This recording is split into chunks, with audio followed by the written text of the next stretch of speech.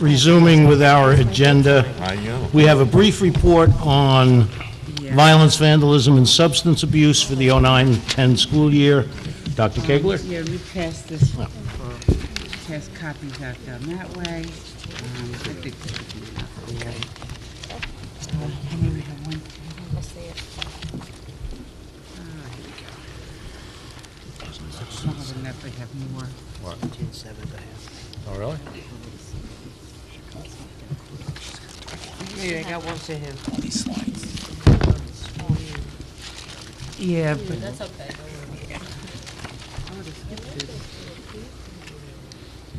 were there enough? Okay. This is the violence, Nuts. vandalism, and substance abuse report.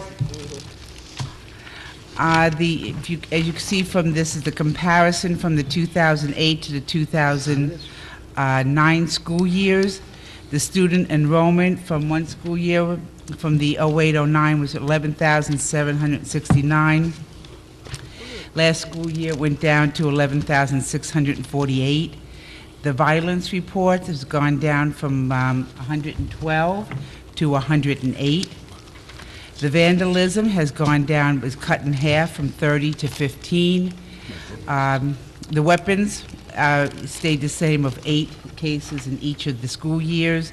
Substance abuse has gone down from 118 to 85. An unduplicated total, which means that someone might have gotten 2 of the offenses at one time, maybe vandalism and violence at one time. So that's the duplicated, but that has gone down from 260 to 214. The violence, the simple assaults have gone up, but the sex offense has gone down by 2 cases this year. The harassment and threats have gone down from 30 to 19, and criminal threats have gone up by 1, and fights from 41 to 46. See the damage to properties have gone down by 2 cases from last year to this year. Thefts have been cut in half from 22 to 11 cases. Bomb threats have gone from 2 in 08-09 to none last year. Possession of a weapon has gone up by 1, and assault with a weapon has gone down to 0. We had no cases last year. The substance abuse under the influence from 08-09 has gone down from 88 to 60. Possession down 22 to 18, and the distribution down from 8 to 7 cases. And you can see the types of illegal substances that have been used. Marijuana has gone down, alcohol down, all of them have gone down, except for depressants, which have gone up by 1. So overall, I mean, the cases from the 1 year to from 08-09 to 09-10 has gone down. Expulsion hearings have gone from 26 to 16, and discipline hearings with the superintendent have gone from 28 down to 9 cases. And I know the graph does look small, but you can see that the dark line is the 08-09, the lighter one that's next to it is the 09-10, and it breaks it down per month. So I don't know why May seems to be the month. Maybe the students are getting antsy, yeah, for the end of the school year, but that's the month that does have the highest cases of incidences. And that's the end of the report. I do have extras if anyone in the audience would like a copy of this. See here, makes great bedtime reading. Okay. Any questions? Comments, questions from the members of the board? Nope. For the number of students, I think it's Yeah. Okay. Thank you, Dr. Kegler. Thank you, Ron. Board reports. I have one, Mr. Lawson. The policy committee met last Monday night. We're reviewing some of our policy language, and we'll report next month to you with a follow-up. Okay, thank you. Other board reports? We had a finance committee meeting the same night, largely based on the information from the audit presentation. So you've got more specific information than I could give at this point, so. Okay, thank you. Anything else? All right, I have one item. The RFP for attorney services has been prepared. It'll be submitted to the appropriate advertising vehicles, venues, by the end of this week. Upon receipt of responses to the RFP, I've asked the committee to review them as they come in and ultimately recommend several of them to the full board. That committee will be composed of Mr. Moses, Mr. Bruno, Mr. Kayaza, and Mr. Placatella. And the only other piece of business for me is that, unfortunately, no change from last time, we do not have an answer from Trenton yet on our prospective new superintendent's contract. They have had it for 3 weeks, and they have taken no discernible action that we can tell. No yes, no no, so we wait. Unfortunately, that's all I have on that. Okay. It's time for public participation. And let me get to my list here. We'll start with Leon Sarolnik, please. In the spirit of the holiday.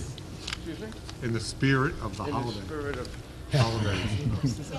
I wish. If you smile the whole time. Oh, you got that Very wrong. good, touche.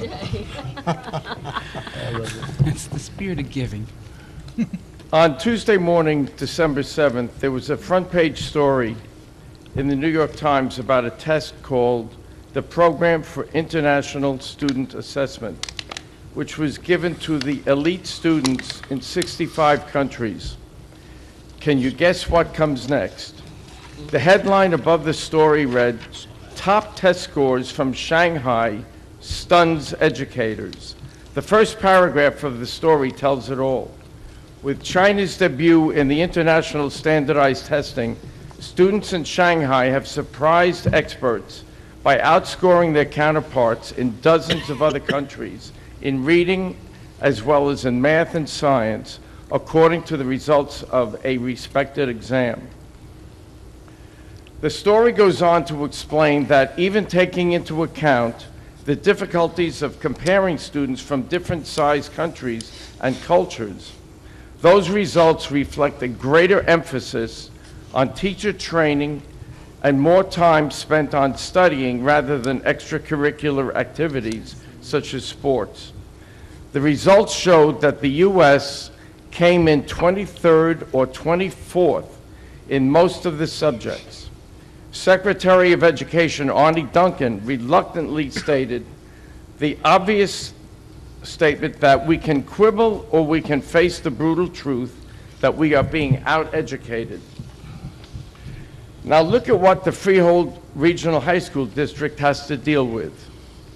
First, we still have an assistant superintendent of curriculum who has a legacy of trying to scam the district by obtaining a phony doctorate degree and who has been unwilling to come to the meetings and answer questions from the public. It's nice to see her making an appearance today.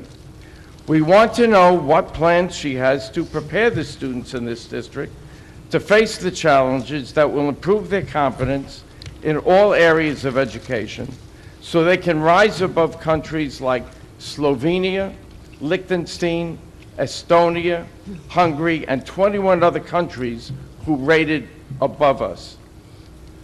We will soon have a new superintendent who will come into this district with one hand tied behind his back because of this situation. I hope the new candidate, whomever he is, watches the videos of these meetings and understands how the general public feels about Ms. Evangelista and her legacy, and knows the voting majority of this board has already expressed their symbolic displeasure with her a couple of months ago.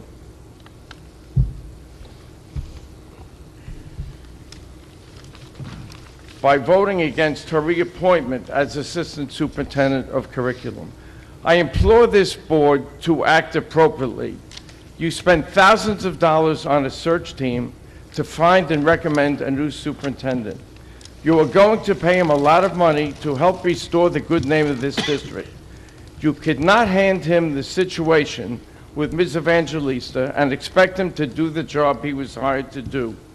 You broke your own rules once before with the Manalapan football coach. You can do it again. Let's give the new superintendent a fighting chance to do his part to raise the level of competence of our students so that they can compete against those from China, Singapore, Korea, and 21 other countries rated ahead of us. Thank you. Gloria Close.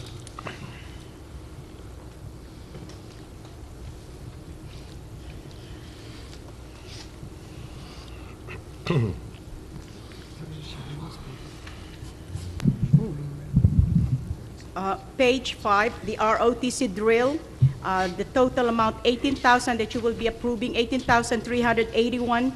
When the ROTC program started, I understand half of the salary comes from the military. Is this still how it works? Currently, is there a contract that exists between these individuals, the four mentioned, and the Freehold Regional? These four mentioned individuals, are they teachers under contract with the Freehold Regional? If not, isn't it stipends are only paid to those teachers who are under contract in the district? Is the ROTC drill team competition under the financial responsibility of the military or this district? On your attachment 3, you have one item there for approval, $3,828.11, a conference for individual determination. I guess the purpose was determination district leadership to be held in Phoenix, Arizona. Can this leadership training be taken here in New Jersey or close by? Why do the taxpayers have to pay almost $4,000 for the individual to go to Arizona to get this leadership training? With this economy, and Mr. Boyce keep on drilling to our brain that we are almost 10 million in deficit for the next budget, can we a little bit fiscally responsible in our spending? The bond attorney, this was towards the end of the agenda, Whelans, Goldman, and Spitzer. How did you come across this law firm? Who recommended this law firm? Was there a request for proposal put in? And how much is the anticipated cost of this to the district? Jason, I hope you'll answer all my questions after.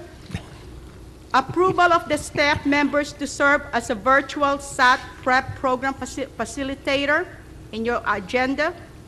This SAT help program has always been available to students who need this assistance for no additional cost.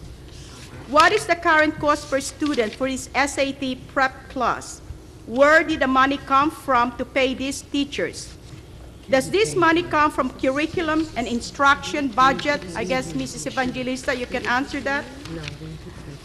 In this article on the news transcript dated December 8th, regarding test result, show progress for Freehold Regional.